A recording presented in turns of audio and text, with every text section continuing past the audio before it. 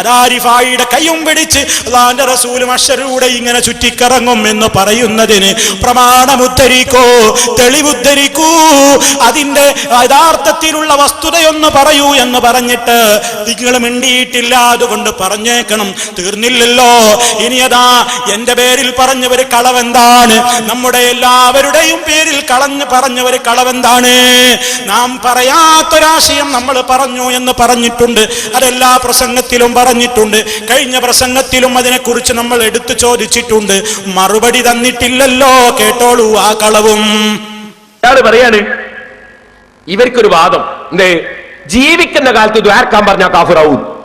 ഇങ്ങനെ ജീവിച്ചിരിക്കുന്ന ഒരാളോട് ദ്വാരക്കണോ എന്ന് പറഞ്ഞാൽ കാഫിറാവും. അങ്ങനെ ഒരു വാദം. അത് ഞാൻ ഇവിടെ മുമ്പ് ഉദ്ധരിച്ചു. ഇപ്പൊ മൂപ്പര് പറയാ അത് ജീവിച്ചിരിക്കുന്ന കാലത്ത് ദുആ ചെയ്യാൻ വേണ്ടി പറയുന്നതിനെ പറ്റി പറഞ്ഞതല്ല. എന്താ ഇതിനൊക്കെ ചികിത്സ? എന്താ ഇതിനൊക്കെ ചികിത്സ? നോക്കൂ നിങ്ങൾ. കളവ് എന്ന 101 ആവർത്തിച്ച കളവ് കൃത്യമായി പറയാ. ഇതാപ്പ കരയുദ്ധക്കാരന്റെ വലിയ ആയുധം. ഇങ്ങനെ നൊണ ബോംബ് പൊട്ടിച്ചിട്ട് കരയുദ്ധം കൊണ്ട് മുന്നോട്ട് പോകാനാണ് പരിപാടിയെങ്കിൽ കുറച്ച് വിഷമിക്കേണ്ടി വരും കേട്ടോ എന്ന് വളരെ വിനീതമായി തന്നെ ഉണർത്തുകയാണ്. അത് തന്നെയാണ് ഇനിയും പറയാനുള്ളത്. നമ്മൾ ജീവിച്ചിരിക്കുന്ന ഒരാളോട് പോയിട്ട് നിങ്ങൾ എനിക്ക് വേണ്ടി ദുആ ചെയ്യണേ എന്ന് പറഞ്ഞാൽ അതും ശിർക്കാണ് എന്നാണ് മൗലയുടെ അഭിപ്രായം എന്നാണ് ഇപ്പൊ നമ്മളെ പേരിൽ ആ കളവ് പറഞ്ഞത്.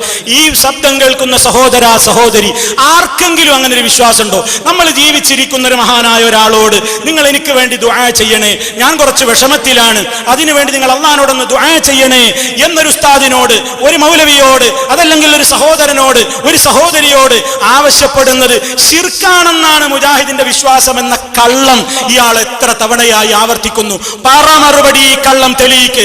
എവിടെ എഴുതി? ആര് പ്രസംഗിച്ചു? തെളിയിക്കാൻ നിങ്ങളെ കൊണ്ടാവില്ല. ഇലാ യൗമിൽ ഖിയാമ ആവില്ല.